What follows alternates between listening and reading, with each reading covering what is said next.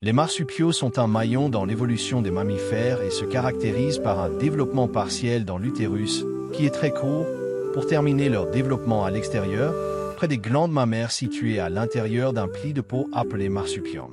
Actuellement, on connaît 270 espèces réparties sur le continent américain et en Australie. Le koala est une espèce endémique de l'Australie. Les koalas sont des animaux qui ne peuvent se développer que s'ils se trouvent dans un habitat approprié, comme c'est le cas dans l'est et le sud-est de l'Australie, où ils trouvent leur arbre préféré, l'eucalyptus, qui ne pousse que dans un certain type de sol. De plus, ils ne s'installent pas dans d'autres zones s'il n'y a pas d'autres koalas vivant à proximité. Comme il a été précisé, ce sont des marsupiaux, mais pour être plus spécifique, ils appartiennent à l'ordre des diprotodontes, classés ainsi en raison de la présence de seulement 2 incisives dans la mâchoire. Cet ordre comprend d'autres espèces très variées, comme les kangourous et le wombat. Il présente également une autre caractéristique, la péramélémorphie, qui est la fusion de 2 doigts, donnant l'apparence qu'ils ont 2 ou 3 griffes sur un seul doigt.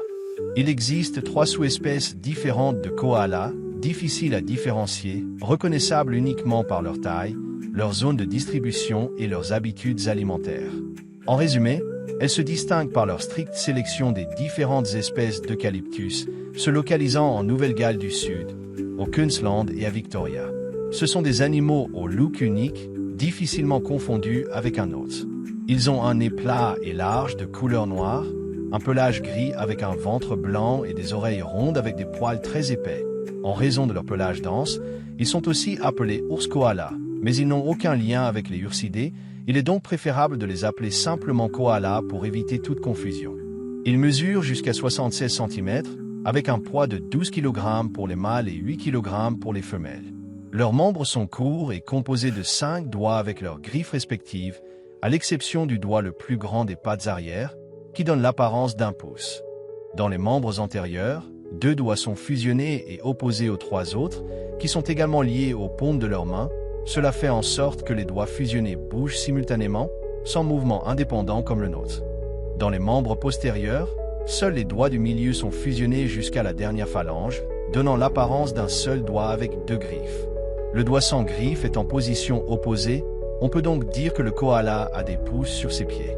Ces membres uniques ont pour fonction de grimper aux arbres et de se déplacer sur les branches, où ils passent la majeure partie de leur temps, évitant de toucher le sol à moins que ce ne soit indispensable, comme lorsqu'ils lèchent la terre pour améliorer leur digestion ou obtenir des minéraux absents dans leur régime alimentaire. Ils descendent également des arbres pour grimper à d'autres arbres inaccessibles autrement. Lorsqu'ils le font, ils cherchent à atteindre l'autre arbre le plus rapidement possible car ils se sentent très vulnérables lorsqu'ils marchent. Comme on peut le remarquer, ils ne sont pas très rapides, ce qui les rend vulnérables. Ils grimpent presque n'importe quel arbre, même si l'écorce est lisse, grâce à leurs pattes préhensiles et fortes. L'angle particulier qu'elles forment facilite cette tâche. Bien qu'ils passent la majeure partie de leur temps dans les arbres, ils ne le font pas dans tous les arbres. La plupart préfèrent les eucalyptus, car ils y trouvent leur seul aliment, les pousses et les feuilles, se protègent de certains prédateurs et dorment jusqu'à 20 heures par jour. Ce qui en fait les animaux les plus dormeurs découverts au monde, seulement 2 heures de plus que les paresseux. On pense qu'ils dorment autant pour économiser de l'énergie, car leur alimentation leur fournit les nutriments minimaux nécessaires à leur survie et leur métabolisme est très lent, allant jusqu'à passer 100 heures dans le gros intestin en attendant la fermentation de ce qu'ils ont ingéré.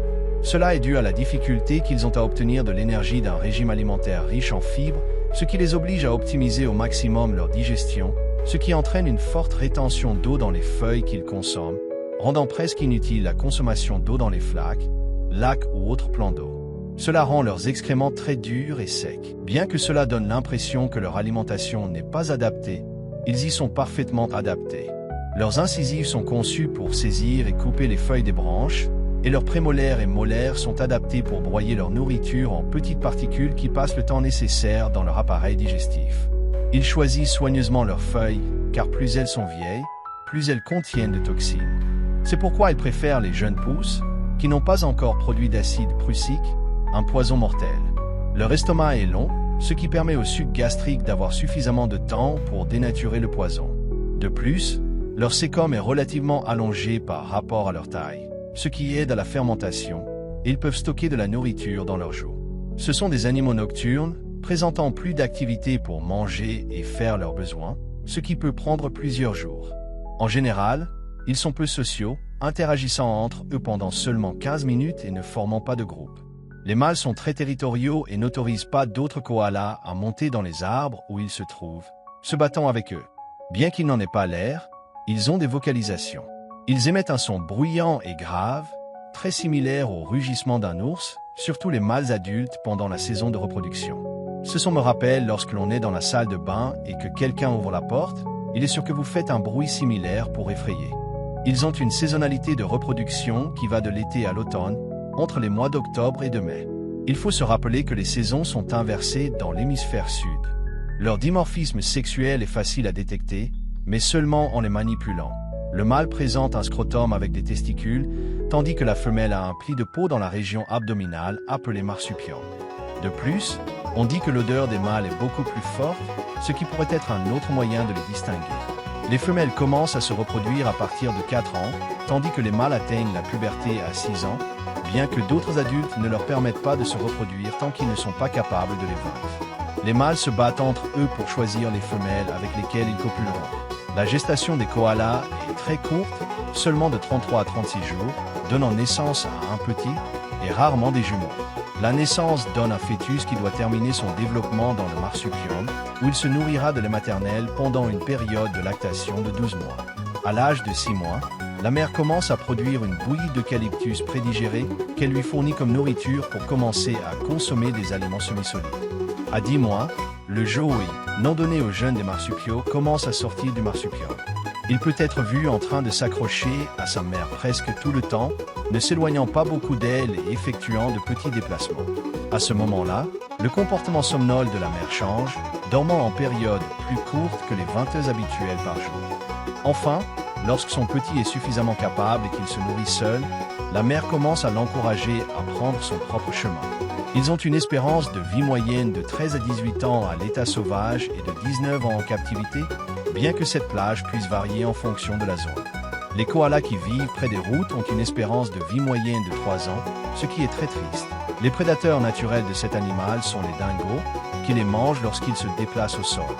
Les serpents constricteurs, comme le python améthyste australien, qui peuvent les attaquer pendant qu'ils dorment, ou certaines espèces d'oiseaux de proie, comme le ninox robuste, qui les attaquent la nuit pendant qu'ils se nourrissent. Cependant, en général, ils ont peu de prédateurs en raison de leur mode de vie arboricole.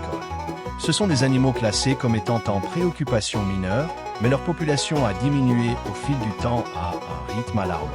La destruction des forêts pour l'urbanisation a considérablement réduit leur nombre, principalement parce que de nombreux arbres sont des eucalyptus, leur seule source de nourriture. De plus, étant très lents, ils sont fréquemment écrasés par des voitures. Si l'on ajoute à cela leur faible taux de reproduction, les épidémies qu'ils ont affrontées et la chasse pour leur fourrure, cela crée une combinaison qui met cette espèce en danger. Mais tout n'est pas perdu. L'Australie est consciente de ces problèmes et tente de les résoudre.